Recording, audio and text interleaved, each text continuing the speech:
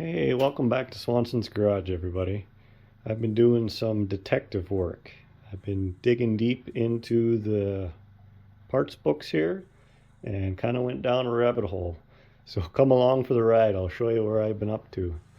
Okay, it all started with this spark plug wire tube. I only have one good one of these, so I figured, hey, let's order up some material so I can make a second one of them. Because this came from the one in the yard.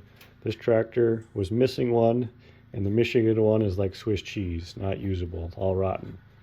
So this one is good, usable. It'll also be a good template. I got one, it's broken, but good enough for a pattern. That's the spark plug wire tube holding bracket. So I got enough to make a template to make some new ones of them. We're good, right? I figure I can go on McMaster-Carr, measure this up, order some material. That'll be a fun little project to make, right? Don't need it yet, but sometimes you gotta work on something that's a little fun little project, something a little different. Anyway, so I figured, okay, I'd go to the parts book and just confirm what size tube and length and whatever it should be, just to make sure it agrees with what the part actually is, right? So I went to the parts book here, and cable tube, 1 3/8 by 23 fibra, and cable tube, steel tubing, 1 3/16 by 22 steel tubing. Note the prices. The fibra is $2.10, where the steel is $1.75. Okay, that'll come back to that in a minute. So there was two different options.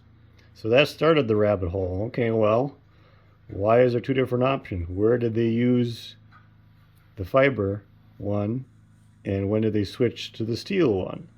Because typically when you have two different listings in the book, it's because they started off with one. At some point, they switched to something else, usually for cost-saving measures, which, there we go. It was a lot cheaper to make them out of steel, apparently. So they did that. Okay, well, that's what started me down the rabbit hole. Okay, we got to figure out, or try to figure out, when did they switch from fiber to steel? And did in fact, well, just to confirm, did they go that direction? Did they start off with fiber and go to steel? So we went back to the oldest parts book I have for all the L's. And I say that on purpose here, L, because typically I refer to these as 1525s because that's what I'm working on. But if you know anything about the 1525s, they actually started out as 1220s, all considered L's. They weren't really 1220s for very long at all. Let's get sidetracked here for a little bit. We'll go to the Allis Chalmers Farm Tractors and Crawlers Data Book by Terry Dean. If you don't have this and you're an Allis Chalmers guy, I would highly recommend you get yourself a copy of this book. Very handy. I reference this thing all the time. So we'll go to the L, 1220 and 1525 section. And let's just read through the comments part here, just briefly. The Model L tractor was referred to as a 1220 until shortly after Nebraska test number 82 in September of 21. Because of higher horsepower ratings, the tractor was renamed to a 1525 with basically nothing that was really changed. They just realized it made more power than what they thought, so they bumped up the model number. On engine numbers up to 11,962, the Midwest engines were somewhat different than the later ones. So they're basically, that would be the really early, the 1220 stuff. The early engine had a 1.25" rear camshaft bearing, aluminum floating detached water pump, we'll get to that in a minute, and a large magneto bracket with integrated crankcase, oil fill assembly, and chain cap. We'll get to that in a minute too. Engines above that number had a 2.187-inch rear camshaft bearing, cast iron flanged water pump, small magneto base, and an oil fill pipe in the crankcase with a spring-loaded cap. Well, all this is important information. It also talks about other differences here. We're probably not going to really get into that right now. But prior to 22, the steering box had a different worm gear, and then after 22, that number, they changed it. That's not really relevant to what we're working on here. Basically, everything besides the really early tractors, they're saying had the really early tractors had a different steering box from everything else. The steering box cover was changed to cast iron. It was sheet metal before. They talk about the really early L's, the 1220s probably, had cast iron oil pans, and the later ones had stamped steel. And we've talked about this fact in the past videos too. Allis Chalmers, Huber, J.G. Brill, and Waukesha Company continued to build the Midwest engine design after the Midwest Engine Company of Indianapolis discontinued operations in 24. So we've kind of talked about that basically, even when these tractors were brand new, these engines were obsolete. They weren't even being produced. From what I understand, Allis basically bought out most of the Midwest Engine Company and continued making the stuff themselves. Like I said, apparently in conjunction with a few other companies, according to that. So, where does this get us? We know that the spark plug wire tube changed at some point, but we still don't know when. So, we go back to the 1220 book, and they have a picture of the spark plug wire tube and the spark plug wire bracket and the special bolt and lock washer to hold it in place, which is what I have there. But you note that that tube is different. There's no flares on the ends, and the wire inlet slotted hole is towards the end as opposed to the middle. That's interesting. I wonder why that is. And we look at the water pump stuff, and without going into each individual part, because that's what makes this video way too long. It's already going to be way too long. We'll just go to the picture here. And you can see there's that floating water pump that I was just talking about. There's no bracket flange that connects it to the block. It's floating in there, and that's the aluminum one they're talking about for the 1220s. And this is that integrated oil fill and magneto bracket that they were talking about, which is, again, only used on the very early tractors. I'm speculating that was maybe only used on like the 1220s or very, very early 1525s. Note the water manifold is straight there too. We'll get back to that in a minute. But you can see the spark plug wire tube where the wires are coming from the end or very near the end. There again, this is an artist's rendering. We can't trust this 100%, but there's a lot of information to be had by just looking at that. To get a better look at the individual parts, here is that oil fill and mag bracket from there. Okay. And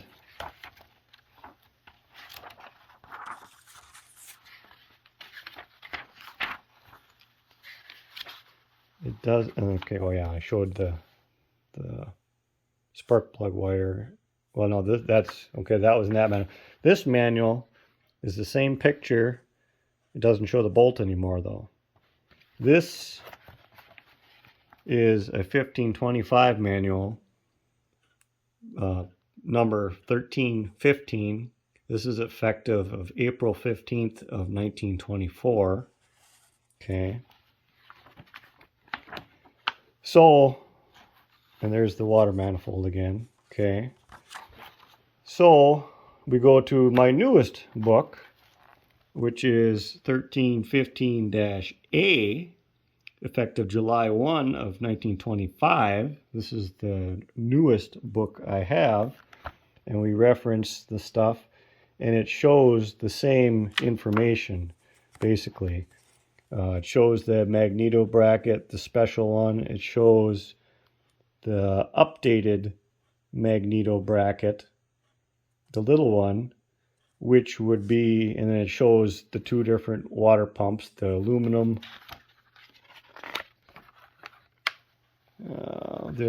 ones, and all the parts, and then the other updated cast iron water pump and all the parts.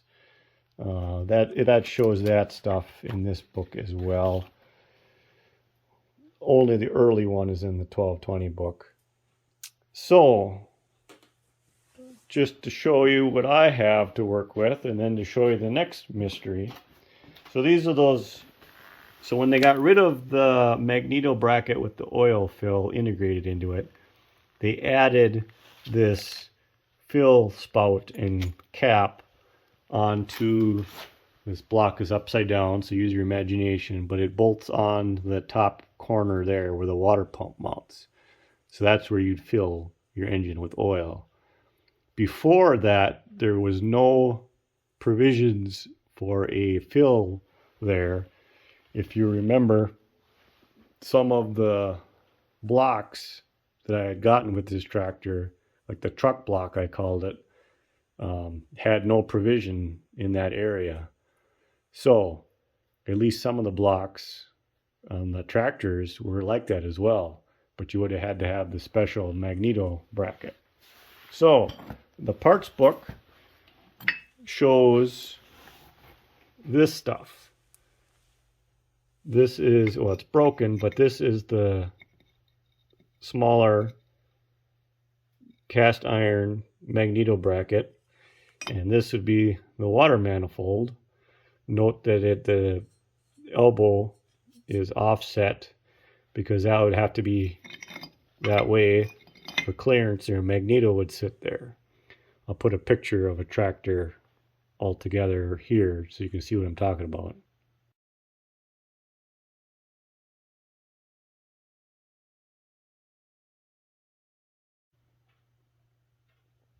So you can see on that picture, the water pump is very short. Unlike, I don't have that one's back home, so I can't show you right now, but I have them roughly laid out here to show you how things align differently. So that's for the 25. That's got the short water pump. So basically, from what I can gather, once they got away from the 1220 aluminum floating water pump, they switched to this short water pump, which you're imagining here. I keep showing empty space, but you're imagining it here with this bracket and this water manifold. That's all that those manuals that I have show. But to make things more interesting and further down the rabbit hole, my 26, which is a fairly early 26, has a different water pump. It is a what I'll call a longer water pump. You can see the space here is considerably larger. The other one is much smaller. And then the magneto bracket is offset compared to that one. You can see how the flange, instead of being centered on the holes, is offset. Well, that makes sense. They had to move it back because the water pump is farther back, right? Okay. And then the water manifold itself is different, but because the magneto is back, they didn't have clearance issues, so they could simplify the outlet on the water manifold. Okay. That's all good. Problem is, none of this is referenced in any of the books that I have.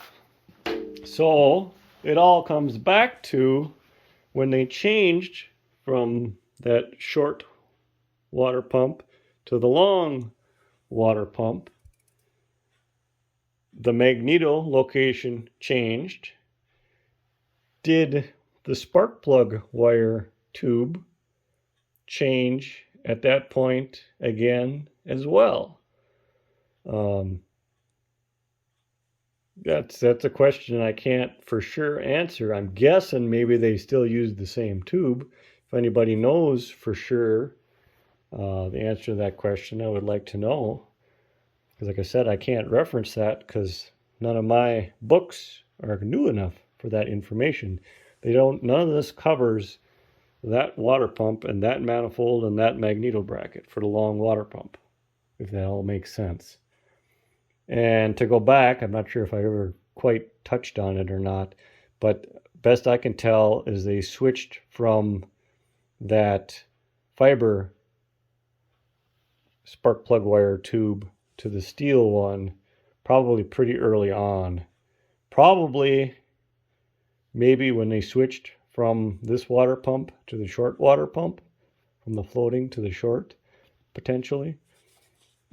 Because that, there again, that would have made sense to switch at that point because the magneto was way towards the rear,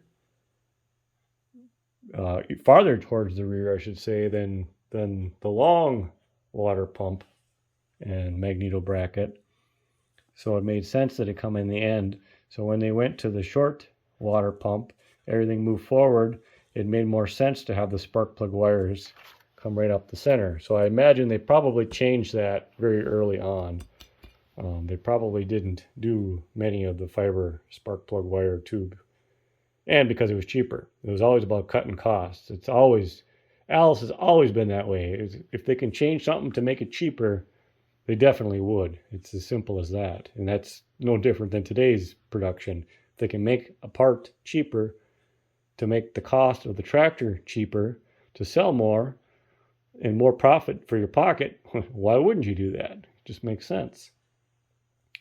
So, as of now, as far as I know, I'll just make a second one of these because that's, what it should be to my knowledge, unless I come up with something. Like I said, if anybody knows otherwise, let me know. Leave a comment below or get a hold of me. My email is always in the information down below the video there. Check it out if you want to get a hold of me. And another shout out. Okay, so if anybody has any manuals besides these 4, specifically newer ones, but any other manuals than these 4, I would be very, very, very interested in getting in touch with you, and at the very least getting a nice copy made of what you have if you have something different. So there again, just to reiterate what I have the instruction book and parts price list for the 1220 tractor. That's number 1311. So that covers, parts, and in the beginning it shows operating instructions. So it's essentially an instruction and parts book all together, but it's for the 1220 specifically. This is the earliest one. I also have this instructions for the 1525 tractors, which is 1113-B. I have, I'll go in order, this would be the next newest one, 1315, effective of 24, and then 1315-A, effective of July 1 of 25.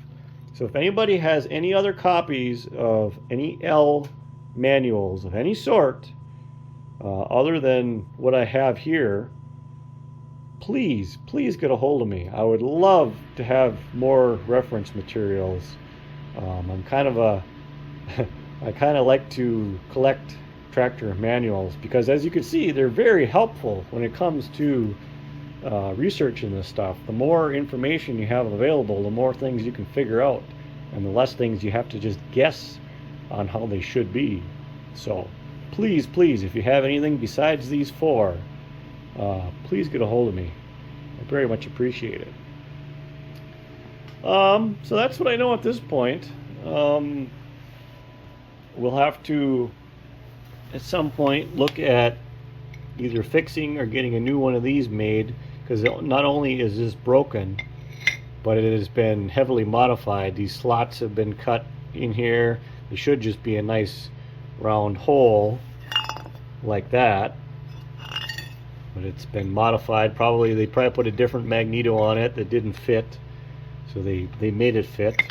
So that'll be a project in our future. I'm just fortunate to have most of the parts we need, because they're different. And the Michigan tractor was missing, excuse me, all of the water pump assembly, so we don't have any spare parts to work with there. I don't remember if it had the manifold on it, or it might have had the water manifold on it. I'll have to look back at the pictures. But all the bracket and water pump was all missing on that tractor, unfortunately. It's been taken off. So that's what I know at this point.